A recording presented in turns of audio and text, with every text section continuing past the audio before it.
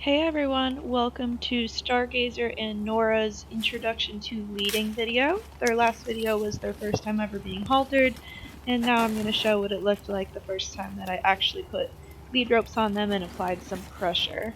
I just came to set up again, and my little investigator is already on her way over before I can even get it on the tripod. Hi, sweetheart. You want to be first today? Alright, you're going to learn about leading.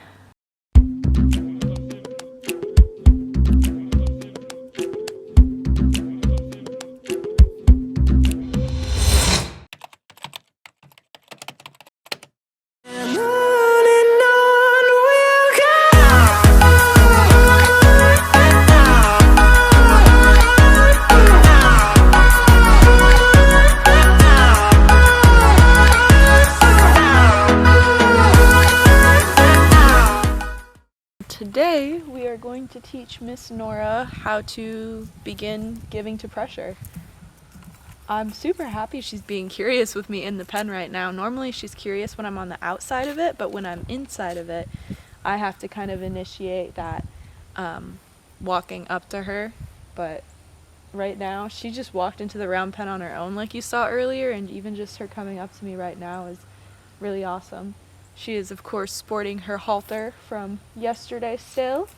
Probably going to practice taking that on and off a little bit today too. I don't know if I'll film it because I mainly just want to show you guys like the new upgraded progress, and I don't have enough time on my camera to film everything. But yeah, let's get started. I'm going to start with just some touching, reaching out, petting her again, and then I'm going to see if I can reach my hand under the halter to prepare her to clip on the lead rope, but it's a lunge line because those first couple times I use a longer rope just to make sure if they do need a little bit more space and they spook and kind of go off to the side and react to pressure in a weird way, that they don't get away and don't learn that they can easily just like rip the rope out of my hands, just kind of for safety reasons, and then eventually we'll transition to a normal sized lead rope. So first thing with Nora, it's pretty difficult to work on the approach with her. Well, rather, it's not difficult to work on it, but she struggles a lot with the approach. So sometimes it takes me a while to kind of just stick with her around the pen and kind of keep moving my way to her neck area, which is where she's most comfortable with the initial touch. And then I can work up to her face. She's one of the horses that kind of just reacts, and it almost catches her by surprise every single time that you approach her and try to touch her neck. And now she doesn't like run around like crazy or anything, but she does tend to move away. And you'll notice anytime that hind end is coming towards me, what I do is add a little bit more energy and I pat my thigh. So if she turns away, but like towards me turning away instead of turning away towards the fence, I don't add any pressure to my leg. And the reason that I do this is, one, to get her kind of moving from that position a little bit quicker, and two, it is a little bit, and I don't want to say a sign of like disrespect, but it's a little bit more of a dangerous position when they're turning their hind end towards you.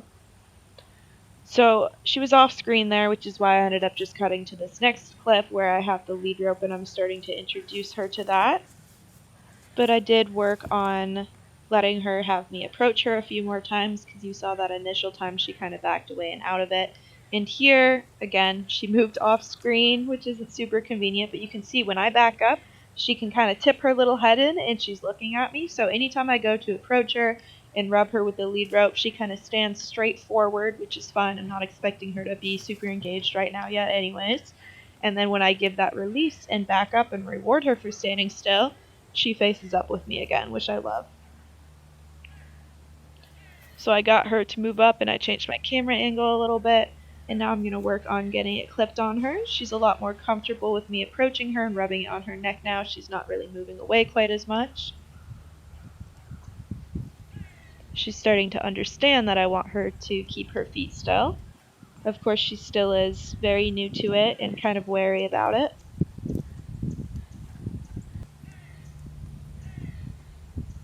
Whenever I introduce another object, kind of like what I did with the halter, I try to rub it on, again, the most comfortable body part for them before attaching it to them in any sort of way.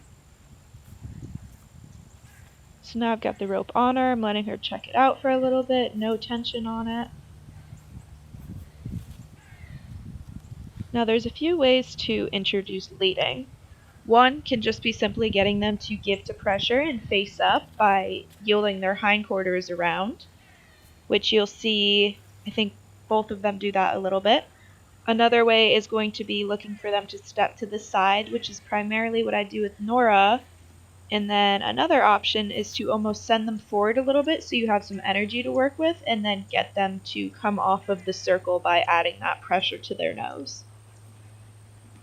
But it's always smart when you start to introduce leading to add the pressure from the side and not go straight forward. Because if you go straight forward, that's going to be a lot of pressure on their neck because, you don't want to hold it all day, so you start to kind of slowly increase it. But when you're straight forward with them, they can just sit back on that pressure and stand there basically forever. But if you go to the side, it kind of puts them off balance a little bit and encourages them to take a step. You'll notice when she did that turn there, I had all of the slack come into the lead rope. And then again, when she came off of that area that she gave to, the tension came back in the rope. So it's really important that you try to teach them to find their own release and be really, really quick with your releases. So as soon as she gives in with her nose and her head and is quiet, that release comes. Like you saw, she almost got a release right there, but then she tipped her nose away again.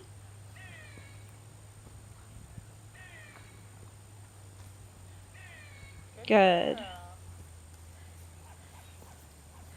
And right now, if all we're doing is getting that nose to tip in, that's perfect. It's some form of her giving to the pressure. So she's kind of going on the route of wanting to push in it and move around.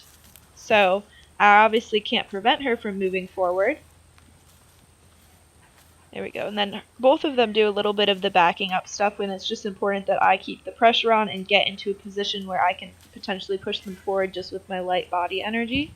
So like there, when she was backing up and was thinking about turning the other way, I made sure that I really got behind her drive line. So any energy that I had in my presence would push her forward rather than her wanting to spin towards the fence or go backwards anymore. Oh no! What is this? So a lot of this is also really considering where your body is and the energy that you're putting through it, where you don't want to put enough energy to make them explode and get really nervous, but you do sometimes need to have a little bit of a presence and a barrier with your body to help keep them going in the right direction. But like I was saying, you want them to find that release on their own. Anytime they stop or tip their nose in, make sure you're really, really quick to give them that release. Because if you're unclear and kind of confusing with your cues and when you're adding pressure and when you're letting them know that they're doing the right thing, then it's going to take a lot longer to teach them this.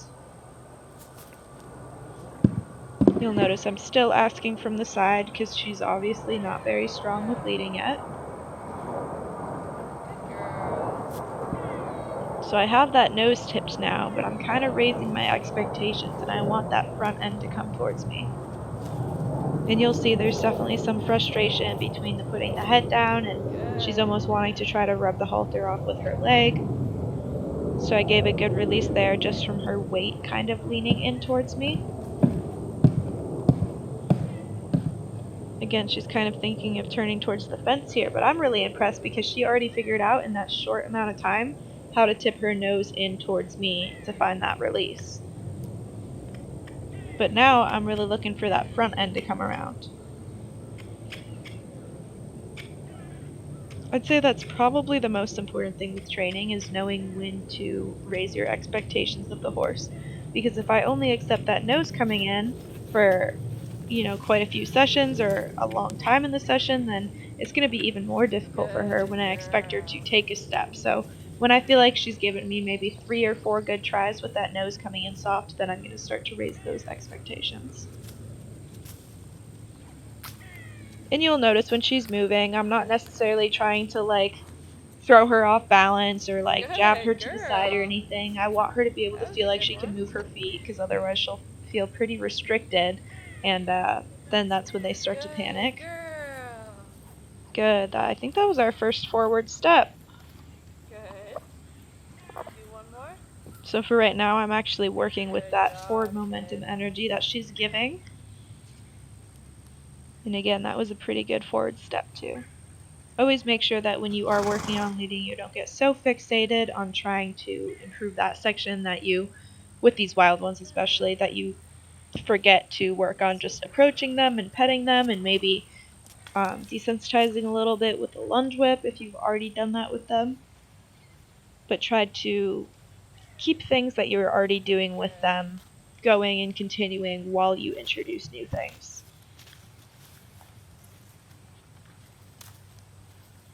So now we don't necessarily have her completely pulling away, but she is resisting obviously still. So that's why when she's walking on that tight circle around me, there's not much panic energy going throughout her feet, but she is still trying to bulge out and pull away with her shoulder. She did give me one really good step in there, and I'm trying to remember to walk up and pet her a little bit more right now too. So now I have the stick in here, and I'm going to work a little bit on the off side with her new tool of knowing how to at least stand still when that pressure is on her. I'm hoping I can kind of break through this barrier of working on the other side now. There we go. Good job. And just as a reminder, the whip is just an extension of my arm so that I can reach her at a distance that's more comfortable for her right now. I really like that she's engaging there, wanting to check out the whip. Good girl. Good girl. Then I walked her back over to the camera to kind of reset the position of it. And she followed me pretty well. She didn't really give to pressure walking over there. She just kind of tagged along behind me. But now this is wonderful. Those are some really nice forward leading steps. I never want to escalate the situation into something that's like chaotic or dangerous. I know sometimes it gets there just on its own, but if I can prevent it, I would love to. However, I do believe that these horses need to know how to deal with pressure to a degree for whatever situations they get into with life. I'd rather prepare them in a controlled environment where I can at least kind of help them think through it or put themselves in a non-dangerous position while they're kind of having these worries, I guess you would call them. So I'd rather prepare them for a little bit more pressure in that controlled environment rather than just kind of tiptoe around them and be super careful, and then when they get into that environment, them not know how to handle it. So I was thrilled with how Nora did. So I ended the session there. Stargazer, you guys already saw me get the lead rope on Nora. Stargazer was a lot more easier to approach, so I had it just set up and kind of waiting for me to video because my storage space is limited. You'll notice here with him, he likes to stand in this corner a lot, so you're going to see me use that energy from behind a little bit here between patting on my thigh, and then eventually I do pick up the lunge whip to kind of add that additional barrier. Just like Nora, we have him giving in with his nose first. When he tips in, he finds that release.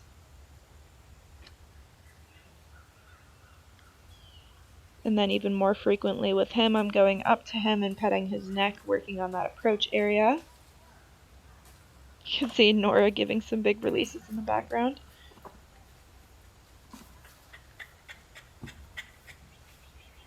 So now he's in a position where he's a little bit of a stronger horse, and I know he's probably a little bit more stoic. So he's going to stand in this corner and plant his feet kind of as a insecurity, like that's his comfort space. But I do need him to unlock them a little bit so we can work on this new task. So I start by patting my thigh, no luck there, and I don't want to escalate it really big. So then I pick up the whip and I'm just lightly tapping his hindquarters to get him to just move out of that stuck position. So you'll notice here, while I'm able to kind of manually turn his head, he's not really giving into it. So I want some sort of softness through his nose before I give that release.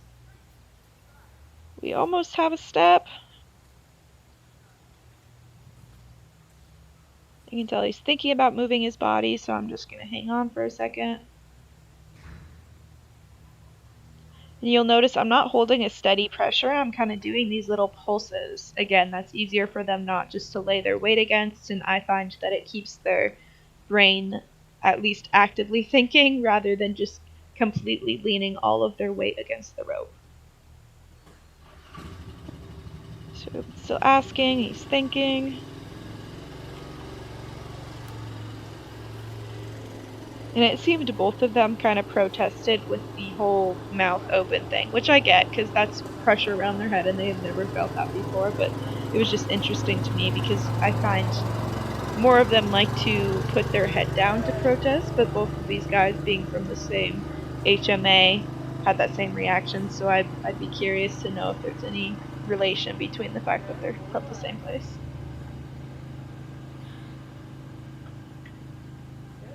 So you'll notice he put himself back into that corner again, but I really liked it. He was curious there, so he gave to that pressure. So I'm going to release. And then I got him moving forward, and he decided that he wanted to try to avoid it by going into his run-in shed. So the smartest thing to do there was for me to give all the release I could in that rope. I don't want to add him into a panic in that area. And then, of course, he doesn't know how to lead yet or get forward to the nose, so my best bet is to go in there with my energy and have him move out. Now, this reaction right here with the rope behind him, I thought was phenomenal. So this is him just like thinking through everything right now. There's no panic, there's no kicking. He thought about going back into the shed there, but he actually did give the pressure that time, which, again, I thought was pretty impressive considering all we've done so far is just teach him to give with his nose. Sneak up over here so we don't have to go in that stall again.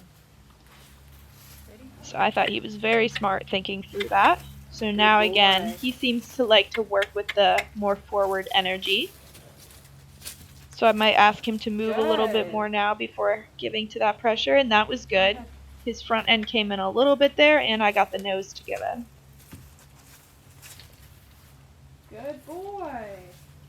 So when they're walking, you're not just going to stand there like a cement post and want them to like give. You're going to walk a little bit with them. Of course, you don't want to fully release the tension, but I also like when they're moving and not statues. I find it a lot easier to work with. So I want to like slightly encourage that forward movement in them moving their feet. Good boy. There we go. That's a release. And I have him starting to think about it. We're off the rail. That looks way better.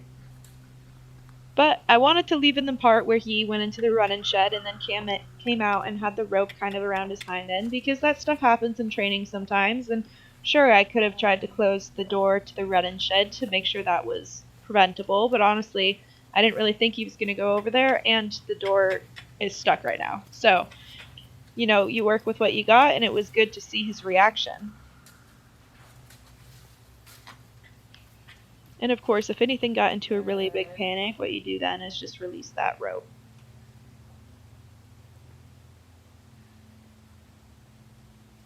Good. I think we get one more give with the nose, and then my camera unfortunately does die.